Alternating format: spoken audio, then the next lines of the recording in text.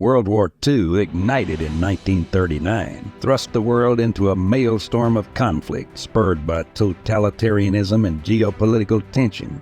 The aftershocks of the war resonate in our collective memory, reverberating in the silent echoes of a monument that stands in solemn tribute to those times. Created with the precision of an X-Acto knife and the finesse of sandblasting, the monument presents a mute but poignant recounting of the war's heroes and pivotal moments. Beyond its stone facade, it serves as a testament to the enduring human spirit, resolute even in the face of profound turmoil.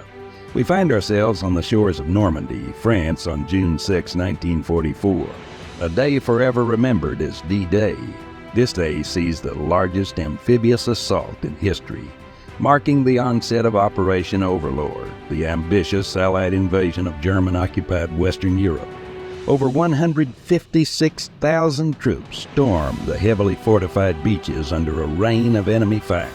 The Normandy landing, both daring and strategic, marks the turning tide against Nazi Germany, symbolizing the united determination and courage of the Allied forces.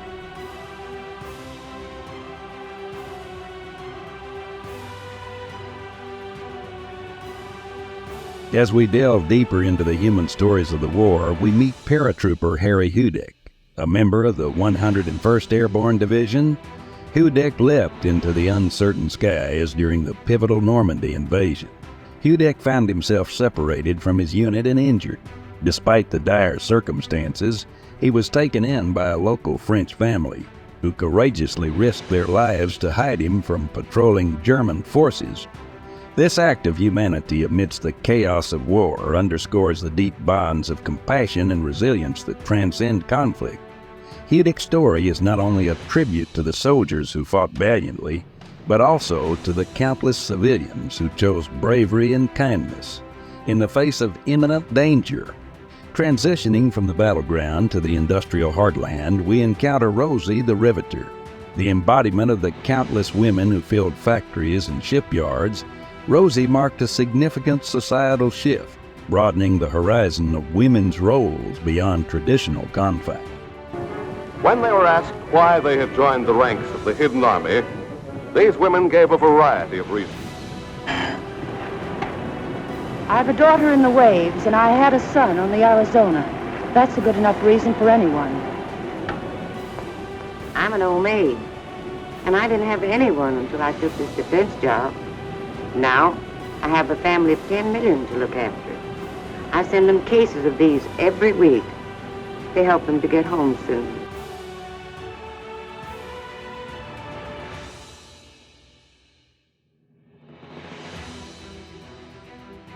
Next, we traverse the Atlantic, landing in the snow-capped Apennine Mountains of Italy. Here, the 10th Mountain Division, specifically trained for mountain and winter warfare, played a pivotal role in the Allied campaign. They successfully breached the heavily fortified German Gothic Line in 1945, illustrating the importance of specialized forces, reminding us that the path to victory was paved with numerous, often overlooked battles. As we ascend to the skies, we encounter the Women Air Force Service Pilots, or WASP. These trailblazing women took on the hazardous tasks of transporting aircraft, towing aerial targets, and even instructing male pilots. While they never served in direct combat, their contributions were instrumental in ensuring male pilots could be deployed to the front lines, thus advancing the role of women in the military and aviation. This is Texas, cradle of our Army's Air Force. This is an AAF field, too. But over headquarters rides a strange little girl gremlin called Fifinella. And out of those buses are stepping girls. Girls who give a new angle to an Air Force story. They're WASPs, Women's Air Force Service Pilots. No time to waste. Everywhere they're badly needed for ferrying duty, so that the men, trained and training, can go off to fight, while WASPs help get their ships started on the road overseas. There is a reason for the WASPs. So long, ladies. Go to it. Someday you'll be able to sit down in the evening with your husbands, who will probably be flyers, and remind them that during the war, you did your part. Keep them flying, Fifinella. We then navigate to the calm waters of Pearl Harbor, forever disrupted on December 7, 1941. The surprise military strike by the Imperial Japanese Navy led to the United States' direct involvement in the war. This critical event serves as a stark reminder of the steep price of unpreparedness, demonstrating how a single day can irrevocably alter the course of history. We now traverse the vast Pacific to arrive at the Battle of Midway. This pivotal confrontation in June 1942 saw the U.S. Navy decisively defeat an attacking fleet of the Imperial Japanese Navy. The victory at Midway marked a turning point in the Pacific War, demonstrating the strategic importance of naval aviation and intelligence.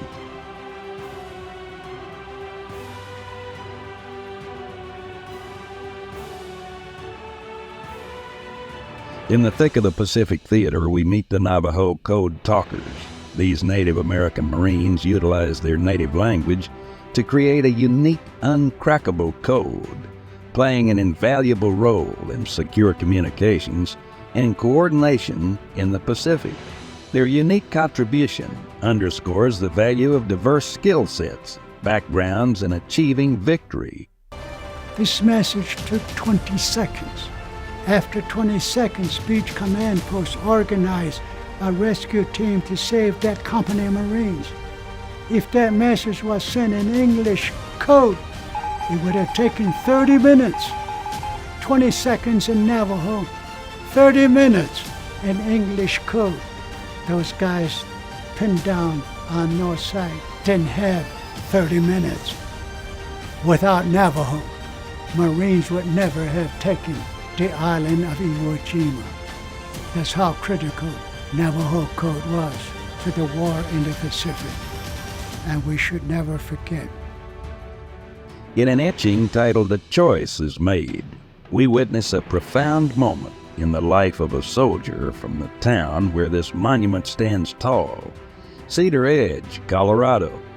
During the war, he encountered a German soldier, and both men made a choice, not to fight, but to turn away and continue on their paths. This act of shared humanity depicted on our local monument symbolizes the personal stories of compassion that permeated even the harshest theater of war. The monument then guides us to a somber reflection. War's devastating end, the cities of Hiroshima and Nagasaki.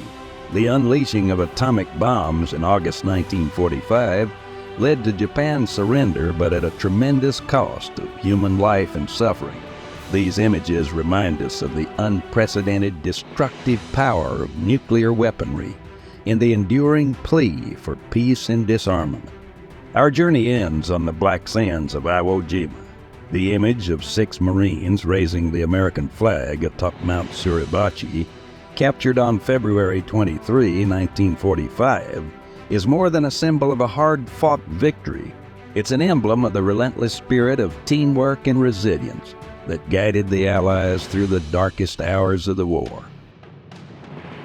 The monument's tale draws to a close with a snapshot of a jubilant moment, the iconic VJ Day kiss in Times Square.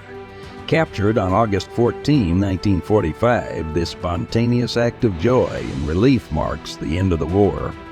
An unknown sailor, overwhelmed by the announcement of Japan's surrender, dips and kisses a nurse, their figures encapsulating the collective euphoria of a nation.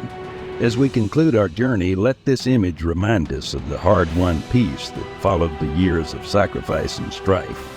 And let us hope that the lessons from this chapter of our history guide us towards a future of harmony and understanding. For a more detailed history of World War II, please read the full history below. Listen to our audio file.